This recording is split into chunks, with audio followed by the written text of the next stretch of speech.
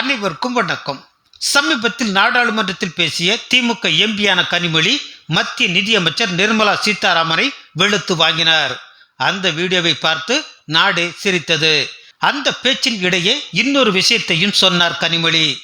ஒரு நாளைக்கு அவங்களுக்கு ஒரு 1ல இருந்து 2 லிட்டர் பெட்ரோல் 3 லிட்டர் பெட்ரோல் வேலைக்கு போனோம்னா போட வேண்டிய நிலையில இருக்கிறார்கள். 300 ரூபாய் ஆகுதுன்னு வச்சுக்கோங்க வேலைக்கு போயிட்டு வரணும்னா. அதுவே கிட்டத்தட்ட 15,000 ரூபாய். வேலைக்கு செல்பவர்கள் தினமும் 1 லிட்டர் முதல் 3 லிட்டர் வரை பெட்ரோல் போடுகிறார்களாம். அப்படி என்றால் கனிமொழி குறிப்பிடுவது காராக இருக்காது, பைக்கை தான் சொல்கிறார். ஒரு பைக் 3 லிட்டர் பெட்ரோலுக்கு தோராயமாக 150 கிலோமீட்டர் வரை செல்லும்.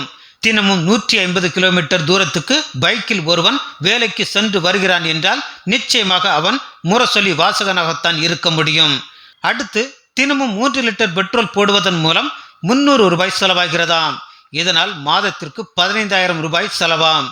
நமக்கு தெரிந்து ஞாயிற்றுக்கிழமை விடுமுறை என்பதால் மாதத்திற்கு 25 அல்லது 26 நாள் தான் வேலை இருக்கும். சரி, 30 நாள் என்று வைத்துக் கொண்டாலும் கூட நம்ம ஊர் கணக்குப்படி 300 × 30 9,000 ரூபாய் தான் வரும். கனிமொழிக்கு மட்டும் எப்படி அது 15,000 ரூபாய் ஆனது என தெரியவில்லை. ஒருவேளை நாம் வண்டி வாங்கும் போது அந்த வரி இந்த வரி என்று வாங்குவார்கள், ஸ்பேர் பார்ட்ஸ் வாங்கும் போது அந்த வரி இந்த வரி என்று வாங்குவார்கள், அப்புறம் தினமும் பஞ்சர் ஒட்டுவதற்கும் அந்த வரி இந்த வரி என்று வாங்குவார்கள். இதையெல்லாம் கணக்கு போட்டுத்தான் மொத்தமாக மாதம் 15,000 ரூபாய் செலவாகிறது என சொல்கிறாரோ என்னவோ. எதுக்கும் நீங்களும் போட்டு பாருங்க, கனிமொழி சொல்ற கணக்கு சரியா வரும். அத்தோடு கனிமொழி நிதியமைச்சர் நிர்மலா சீதாராமனையும் மத்திய மோடி அரசையும் வெளுத்து வாங்கியதை பார்க்காதவர்கள் தொடர்ந்து பாருங்கள். எல்லா விலையும் ஏறி இருக்கு. அப்ப ஒரு குடும்பத்துல அந்த பிள்ளைகளுக்கு உணவு வாங்குவதற்கு கூட ஒரு தாயால் முடியாத ஒரு நிலை. கணவன் வேலைக்கு போகணும், பெட்ரோல் போடணும், பெட்ரோலுக்கு காசு போகுது, எல்பிஜி சிலிண்டர் வாங்கணும், அதுக்கு காசு போகுது. அதுவும் என்ன, நீங்க என்ன சொன்னீங்க, சப்சிடைஸ் பண்றோம், அதனால எல்லாரும் உங்களுடைய அந்த கோட்டாவை விட்டு கொடுத்துருங்கன்னு பல பேர் உங்களுடைய வாக்குகளை நம்பி விட்டு கொடுத்தார்கள். ஆனா இன்று கிட்டத்தட்ட யாருக்குமே அவங்களுடைய வங்கி கணக்கிலே வந்து சேர வேண்டிய அந்த சப்சிடி, எல்பிஜி சிலிண்டருடைய சப்சிடி வந்து சேருவதே இல்லை என்பதுதான் உண்மை நிதர்சனம். இங்கே அசீம் பிரேம்ஜி யூனிவர்சிட்டி அவங்க ஒரு ரிப்போர்ட் எடுத்திருக்காங்க. அதுல இதுவரை இல்லாத அளவு 23 கோடி இந்தியர்கள் பிலோ பாவர்ட்டி லைன் அதுல விழ வேண்டிய ஒரு நிலைக்கு தள்ளப்பட்டிருக்கிறார்கள் என்று அவர்கள் தெரிவிக்கிறார்கள். மத்தியதர வர்க்கத்தில் இருந்த மிடில் கிளாஸ் 3.2 கோடி இந்தியர்கள் ஏழ்மை நிலைக்கு தள்ளப்பட்டிருக்கிறார்கள். From middle class into poverty they have been pushed. இதுதான் இன்னைக்கு இந்தியா இருக்கக்கூடிய நிலை. ஆனா all is not bleak and black. ஏன்னா ஒருவர் இந்தியாவின் இருக்கக்கூடிய ஒரு தொழிலதிபர் உலகத்திலேயே 4வது பணக்காரராக உயர்வு பெற்றிருக்கிறார். பில்கேட்ஸை தாண்டி ஒரு இடத்திற்கு அவர் இன்று கொண்டு போய் வைக்கப்பட்டிருக்கிறார். அதனால சில பேர் வாழ்ந்து கொண்டிருக்கிறார்கள். ஏன்னா அவங்களுக்கு கார்ப்பரேட் இண்டஸ்ட்ரீஸ்க்கெல்லாம் டாக்ஸ் ரிபேட்ஸ் கொடுக்கப்படுகிறது. அவர்கள் வாழ்வதற்கு அந்த நான் தொழில் வளர்ச்சி வேண்டாம் என்று சொல்லவில்லை. ஆனால் அடித்தட்டிலே இருக்கக்கூடிய மக்களுக்கு எந்த உதவியும் செய்ய தயங்கக்கூடிய இந்த ஆட்சி இப்படி இருக்கக்கூடிய கார்ப்பரேட் நிறுவனங்களுக்கு மட்டுமே உதவிகளை தொடர்ந்து செய்து கொண்டு அவர்களை வளர்த்தெடுத்துக் கொண்டு வார்த்தெடுத்துக் கொண்டிருக்கக்கூடிய ஒரு ஆட்சியாக இந்த ஆட்சி இங்கே நடைபெற்றுக் கொண்டிருக்கிறது. இவர்கள் 5 மில்லியன் கிட்டத்தட்ட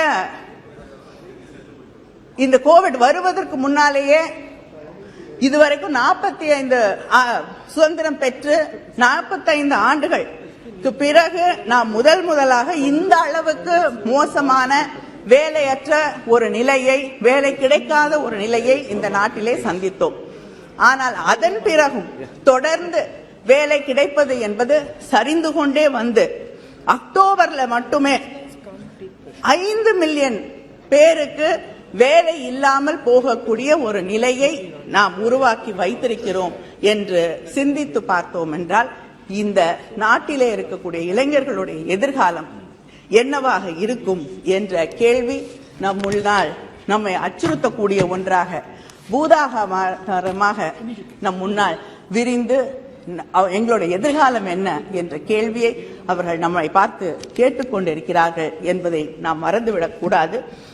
அந்த கடப்பாடு இல்லாமல், அந்த நியாய உணர்வு இல்லாமல் நாம் வெறும் அரசியலை மட்டுமே வைத்துக்கொண்டு, வெற்றி தோல்விகளை மட்டுமே வைத்துக்கொண்டு, காழ்ப்புணர்ச்சிகளை மட்டுமே வைத்துக்கொண்டு ஒரு அரசியலையோ ஒரு ஆட்சியையோ நடத்த நினைப்பது என்பது நிச்சயமாக இந்த நாட்டிற்கு அது நியாயமாகாது என்பதை புரிந்து கொள்ள வேண்டும். நாம் மிகப்பெரிய சின்னங்களை உருவாக்குகிறோம், நினைவு சின்னங்களை, ஒற்றுமையின் சின்னம் என்று சிலைகளை எல்லாம் உருவாக்கி மார்த்தட்டிக் கொள்கிறோம். உலகம் முழுவதும் நாங்கள் இந்த சாதனையை செய்திருக்கிறோம் என்று ஒற்றுமையின் சின்னத்தை உருவாக்கிவிட்டு மக்களை மதத்தின் பெயரால், ஜாதியின் பெயரால், மொழியின் பெயரால் பிரித்தாள நினைப்பது எந்த விதத்திலே நியாயமாகும் என்பதை நாம் சிந்தித்து பார்க்க வேண்டும். திரு நரேந்திர மோடி அவர்கள் கடந்த யூபிஏ ஆட்சியிலே பெட்ரோல் விலை, எல்பிஜி விலை ஏற்றப்பட்ட பொழுது அவர் மிக கடுமையாக இதை எதிர்த்தார். Massive hike in petrol prices is a prime example of the failure of Congress-led UPA. This will put burden on hundreds of crores on Gujarat என்று குஜராத் முதலமைச்சராக இருந்த அந்த காலகட்டத்திலே அவர் குறிப்பிட்டு சொல்லுகிறார். இன்று பெட்ரோல் விலையை குறைக்கக்கூடிய இடத்திலே நீங்கள் இருக்கிறீர்கள். இன்று உலக சந்தையிலே பெட்ரோல் டீசல் விலை வீழ்ச்சி அடைந்திருக்கிறது. ஆனால் அந்த பெட்ரோல் டீசல் வீழ்ச்சியின் எந்த பயனும் இங்கே இருக்கக்கூடிய சாதாரண சாமானிய மக்களை எட்டவில்லை என்பது நிச்சயமாக வருத்தப்படக்கூடிய ஒன்று என்பதை நாம் நினைவிலே வைத்துக் கொள்ள வேண்டும். இப்படி ஜிஎஸ்டி என்று எடுத்துக்கொண்டால் சாதாரண சாமானிய மக்களுடைய உணவுப் பொருட்கள், அதாவது கிட்டத்தட்ட 5% pre-packed and labeled meat except frozen fish, curd, paneer, honey, dried leguminous vegetables, dried makana, wheat, cereals, flour, jaggery, puffed rice என்று காயரோட பித்து, கம்போஸ்ட் என்று தொடர்ந்து சாதாரண சாமானிய மக்கள் பயன்படுத்தக்கூடிய உணவு பொருட்கள் இந்த பக்கம் விலைவாசி ஏறிக்கொண்டே இருக்கிறது. ஒரு பக்கம் வருமானம் அதிகரிக்க வழியே இல்லை, வேலையும் கிடைக்க மாட்டேங்குது. இன்னொரு பக்கம் அடிப்படை உணவுப் பொருட்களுடைய விலையை கூட நீங்க ஏத்திக்கிட்டே ஒவ்வொரு நாளும் அதை குறைப்பதற்கு எந்த வழிவகையும் செய்யாத ஒரு நிலை இருக்கும் பொழுது இங்கே இருக்கக்கூடிய மக்கள் எப்படி வாழ்வது என்பதற்கு இந்த அரசாங்கம் பதில் சொல்ல வேண்டும். இங்கே பேசும் பொழுது திரு தூபே அவர்கள் சொன்னார்கள், எதிர்கட்சி ஆளக்கூடிய மாநிலங்களிலே, அதாவது பிஜேபி ஆளாத மற்ற மாநிலங்கள் எல்லாம் இருக்கக்கூடியவர்களுக்கு ஆர்பிஐ அவர்களுக்கு கடன் கொடுக்க தயாராக இல்லை என்று. நான் ஒரே ஒரு கோரிக்கையை இங்கே வைக்க விரும்புகிறேன். நீங்க இங்கே இருக்கக்கூடிய ஒன்றிய அரசாங்கம், மாநில அரசாங்கங்களுக்கு, நீங்கள் ஆட்சி செய்யாத அரசாங்கங்களுக்கு, நீங்கள் பதவியிலே ஆட்சியிலே இல்லாத அரசாங்கங்களுக்கு நீங்க நிலுவையிலே இருக்கக்கூடிய ஜிஎஸ்டி தொகையை கொடுத்தீங்கனாலே போதும். நீங்க எங்களுக்கு வேற எந்த கடனும் தர வேண்டாம். அதை தந்தாலே எங்களால் நிச்சயமாக இன்னும் வளமான ஒரு மாநிலத்தை உருவாக்கி நன்றி. சார், கொஞ்சம் அவங்க பேசுறத நான் கேட்கணும், அவங்க பேசுற ஒவ்வொன்றையும் நான் கேட்கணும். ஆனா பதில் கொடுக்க வந்த போது தடுத்து நிறுத்துறது நல்ல அரசியல் இல்ல, தடுத்து நிறுத்துறது நல்ல அரசியல் இல்ல. நான் கொடுக்கிற பதில கேட்டுதான் ஆகணும். நீங்க சொன்னதெல்லாம் நான் கேட்டுட்டு தான் இருந்தேன் இப்ப வரைக்கும். நவம்பர் 3ஆம் தேதி 2021 பெட்ரோல் மீது இருக்கக்கூடிய வரியை 5 ரூபாய் குறைச்சாரு மோடி ஐயா. டீசல் மீது இருக்கக்கூடிய வரியை 10 ரூபாய் குறைச்சார். அதே மாதிரி மே 2021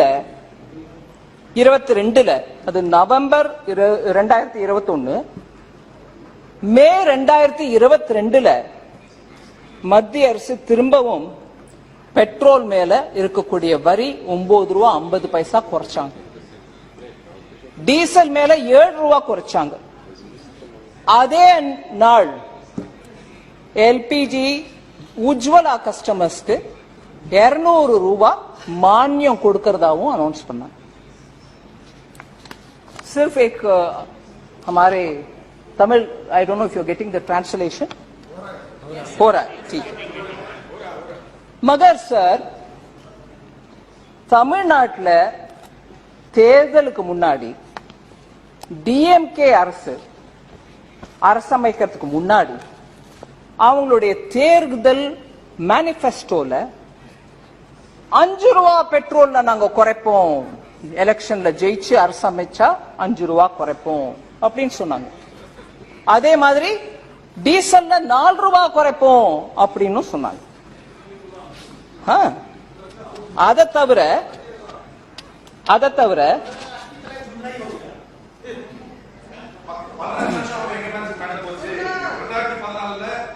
sir I am continuing sir state government அதே மாதிரி Sir, I am not allowed to talk. I don't want interruptions. State government அதே மாதிரி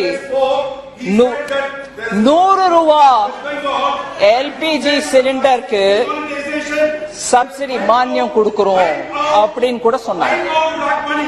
சார் கொஞ்சம் சோ 100 ரூபா மானியம் கொடுக்கறதாகவும் வாக்குறுதி கொடுத்தாங்க. அதே சமயம் சார் இது ரெண்டும் நடந்துருச்சு. Sir I can't shout sir, I'm very weak. Sir, this is outrageous sir. அவங்க பேசும்போது நான் கேட்கணும், அவங்க பேசுற ஒவ்வொன்றையும் நான் கேட்கணும்.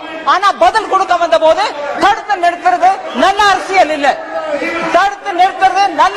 இல்ல. நான் கொடுக்கிற பதில கேட்டுதான் ஆகணும். நீங்க சொன்னதெல்லாம் நான் கேட்டுட்டு தான் இருந்தேன் இப்ப வரைக்கும். माननीय मंत्री जी एक minute If I'm like before I can talk shouting. I am not able to shout now sir. आपकी बात ही रिकॉर्ड में जा रही है, उनकी बात रिकॉर्ड में नहीं जा रही. This is purposely trying to disrupt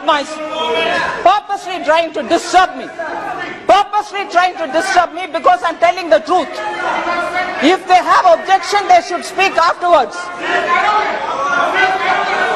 Thank you.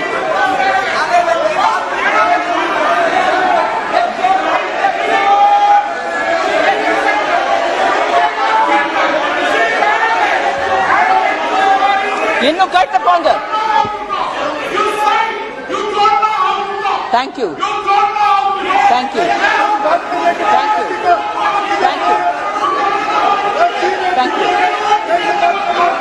Sir, what is this, sir? ये क्या है सर?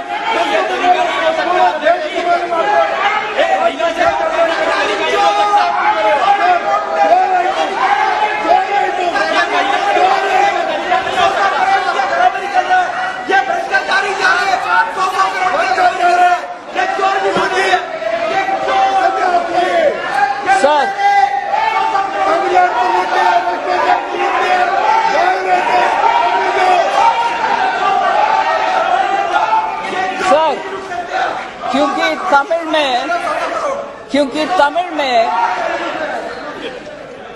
तमिल में इतना स्पष्ट बोले कि हमारे सरकार बच्चे के पेंसिल के ऊपर, दूध के ऊपर, मैं जरूर इसको भी तमिल में कहना चाह रही हूं सर, चाहे वो इधर नहीं है बाहर जाके सुन लें.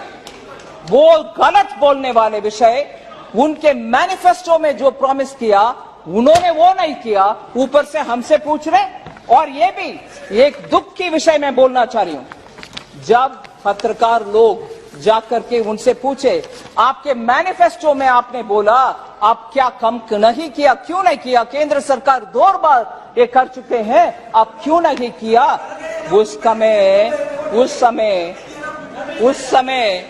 उस समय எங்க மத்திய அரசு குறைச்சிட்டாங்க வரிய, நீங்க ஏன் குறைக்கல, ஒரு தரம் இல்ல 2 முறை குறைச்சிட்டாங்க, நீங்க ஏன் குறைக்கலன்னு கேட்டதுக்கு அவங்க அமைச்சர் சொல்றாங்க பதிலு, நாங்க ஏதாவது டேட் சொன்னோமா, நாங்க சொன்னோம் அவ்வளவுதான், क्या हमने कुछ डेट दिया है क्या, we said it, that's all।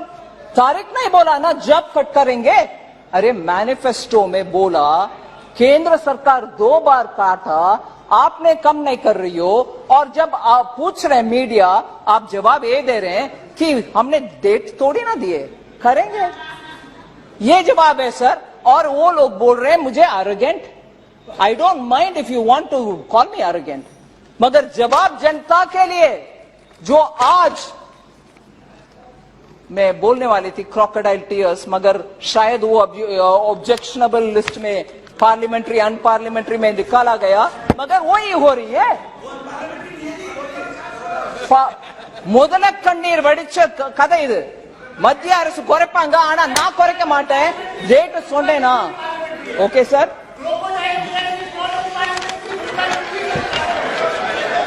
और दूसरा सर ये भी वो लोग बोले, और वो भी उनके हाउस में भी बोले कि डीजल का तो हम करने के लिए बोले, मगर हम कर नहीं सक रहे हैं क्योंकि हमारे पास कितने लोग डीजल उपयोग कर रहे हैं नंबर नहीं है, इसीलिए हम जो वायदा दिया कम करने के लिए वो कर नहीं पा रहे हैं, इसीलिए कि हमारे पास नंबर नहीं है। सो आखिर कुछ भी कटौती नहीं हुई, केंद्र सरकार के द्वारा 2 बार कटौती होने के बाद भी वो कम नहीं किए, और आज खड़े होकर के हमसे बार बार पूछ रहे कि पेट्रोल डीजल एलपीजी को भी सब्सिडी देने के लिए बोले कि हम नहीं देंगे। सो மத்திய அரசு மேல குற்றச்சாட்டு வைக்கிறதுக்கு முன்னாடி நீங்க உங்க வாக்குறுதியை ஏன் நிறைவேற்றலன்றதை எடுத்து சொல்லணும்। 2 முறை நாங்க குறைச்ச பிறகு கூட நீங்க குறைக்கல। और इवन वर्स, आज पाल वेला कुறைஞ்சு जास्ती பண்ணிட்டீங்க, दूध के ऊपर आपने डाल दिया जीएसटी, कहने वाले तमिल डीएमके के नेतागण को मैं पूछ रही हूं, मान लीजिए हमने क्लियरली बोले ब्रांडेड दूध के ऊपर लगेगा, लूज में दूध खरीदो कुछ जीएसटी नहीं है, और केंद्र सरकार को इतना टिप्पणी करने वाले डीएमके सरकार क्या किया है सर। वो ब्रांडेड आइटम्स के ऊपर मैं बोल रही हूं, लूज के ऊपर तो कुछ नहीं कर सकते, उसके ऊपर टैक्स नहीं है। ये लीजिए, मान लीजिए 1 केजी का दही खरीदना है, डीएमको को बता रहा है तो उनकी भाषा में बता। हाँ, மத்திய அரசு மேல இவ்வளவு கோமா ஜிஎஸ்டி போட்டுட்டீங்கன்னு சொல்ற டிஎம்கே, பிராண்டட் ஐட்டம்ஸ்க்கு மேல தான் டாக்ஸ் போட்டிருக்காங்க ஜிஎஸ்டி கவுன்சில், அது மத்திய அரசு போடல, மோடி ஐயா போடல, ஜிஎஸ்டி கவுன்சில் உங்க மந்திரியும் உட்கார்ந்து இருக்கக்கூடிய ஜிஎஸ்டி கவுன்சில்ல தான் நிர்ணயம் ஆச்சு। அதுல 5% தான் பிராண்டட் ஐட்டம்ஸ்க்கு மேல வரி போடணும்। இன்னைக்கு பப்ளிக்கா நியூஸ் பேப்பர்ல வந்திருக்க ஐட்டம் உங்களுக்கு முன்னாடி வைக்கிறேன்। 1 கேஜி தயிர் வாங்கினா 100 ரூபாய் பழைய ரேட்டு, அதுக்கு மேல 5% டாக்ஸ் போட்ட பிறகு அது 105 ரூபாய் ஆகணும்। ஆனா நீங்க என்ன விலைக்கு விக்கிறீங்க, 120। 5% ஜிஎஸ்டி கவுன்சில் போட சொல்லிச்சு, ஆனா நீங்க எவ்வளவு போடுறீங்க, 1। ரெண்டாவது லஸ்ஸி, அதாவது இனிப்பா இருக்கக்கூடிய மோர் 27 ரூபாய்க்கு விற்க வேண்டியது பழைய ரேட்டு, 5% ஜிஎஸ்டி டாக்ஸ் போட்ட பிறகு பிராண்டட் ஐட்டம் போட்ட பிறகு அது 28 ரூபாய் 35 காசா இருக்கணும், ஆனா நீங்க 30 ரூபாய்க்கு விக்கிறீங்க। ஜிஎஸ்டி மேல பழி போட்டுட்டு நீங்க ஹையர் ரேட்ட போடுறீங்க, மக்களுக்கு பாரம் சுமத்துறீங்க। அதே மாதிரி பட்டர் மில்க்,